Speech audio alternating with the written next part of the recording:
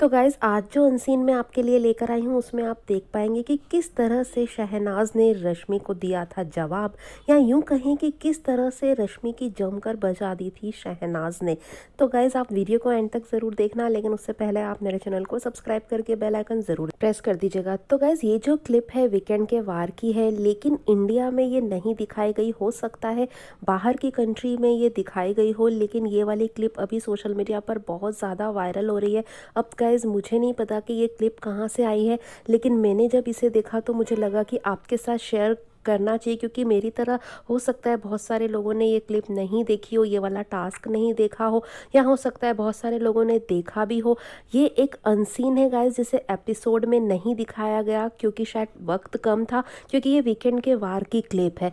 जब नागिन जो सीरियल आता है उसके 2 एक्टर्स आए हुए थे घर में, और वो ये टास्क घर वालों से कराते हैं। इसमें होता क्या है कि सभी को नाम देने होते हैं, नाग के नाम देने होते हैं, जैसे कौन जहरीला नाग है, कौन कोबरा किंग नाग है, इस तरह से सबको टैग देना होता है।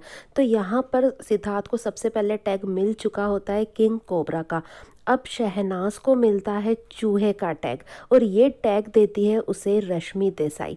रश्मि देसाई यहाँ पर शहनाज को बुलाकर चूहे का टैग देती है और उसे नीचा दिखाने की कोशिश करती है। वो कहती है कि हमेशा शहनाज सिद्धार्थ की शैडो में रहकर खेलती है, उसे उससे बाहर आना चाहिए और अपनी गेम खेलना चाहिए, अपना व्यक्तित्व दिखाना चाहिए। मतलब रश्मि देसाई इस तरह से शहनाज के बारे में बोलती है। बल्कि हमने जो बिग बॉस में देखा है, हमेशा यही देखा है कि शहनाज ने हमेशा अपनी गेम खेली है। सिद्धार्थ के साथ उसका इमोशनल अटैचमेंट था, लेकिन सिद्धार्थ के कहने पर उसने अपनी गेम को कभी नहीं खेला। सिद्धार्थ की अपनी गेम होती थी और शहनाज की गेम हमेशा अपनी ही रही है। तो गाइज़ यहाँ पर रश्मि का सिर्फ ऐसा होता है कि वो चूहे का टैग देती है शहनाज को और उसे नीचा दिखाने की कोशिश करती है, ठीक है, ये हो जाता है। उसके बाद बारी आती है हमारी शहनाज की।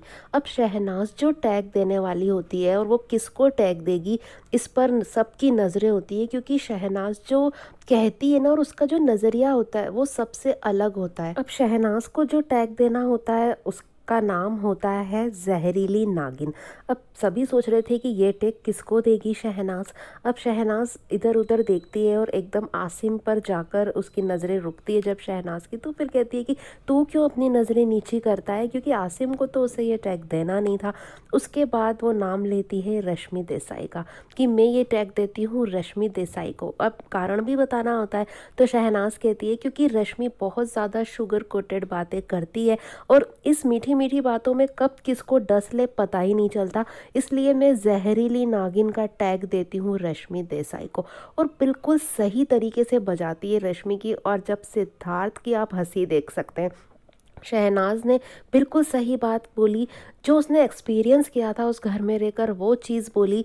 और यहाँ पर रश्मि जो शहनाज को नीचा दिखाने की कोशिश कर रही थी, बोल रही थी कि सिद्धार्थ की आड़ में तुम खेलती हो, लेकिन जिस तरह से रश्मि की बजाई ना शहनाज ने, सभी लोगों को बहुत ज़्यादा हंसी आई। और सिद्धार्थ की हंसी तो आप देख ही सकते हैं, क्योंकि उसने बिल्कुल सही बात बोली थी, और सिद्धार्थ को अपनी मोटी पर बहुत ज़्यादा नाज हो रहा होगा इस समय, क्योंकि शहनाज ने बिल्कुल सही रीज़न दिया और बिल्कुल सटीकता से ये चीज़ें बोली।